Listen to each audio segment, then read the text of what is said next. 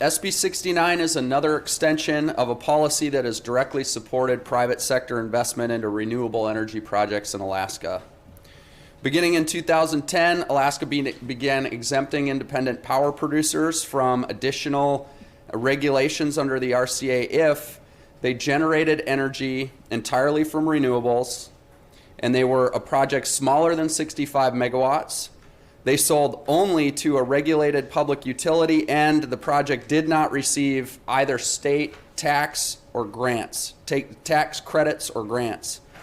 This policy recognizes that an independent power producer that is only selling renewable energy to a regulated utility is an energy supplier and not a utility themselves.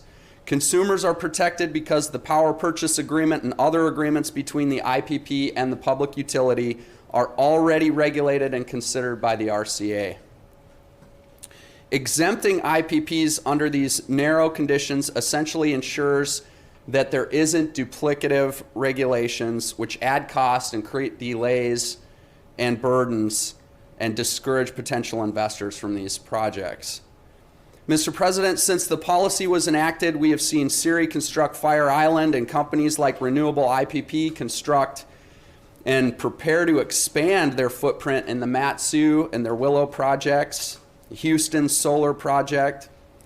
Alaska has extended this policy before unanimously in 2016 in this body for another 5 years. Originally, I wanted to remove this sunset for good, as we believe the policy is working over the past decade.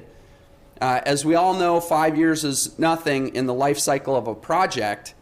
And in conversations and second reading, here we settled on a compromise, which was a 7-year extension in the amendment passed Monday.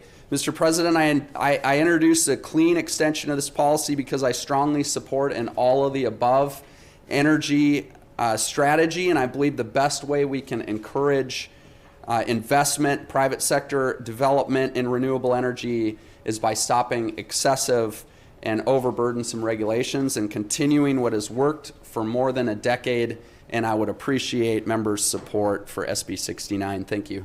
Senators may proceed to vote. Has any senator failed to vote? The Secretary will lock the roll. Do any senators wish to change their vote? The Secretary will record and tally the vote. 18 yeas, 0 nays. And so on a vote of 18 yeas and 0 nays, Senate Bill 69 has passed the Senate.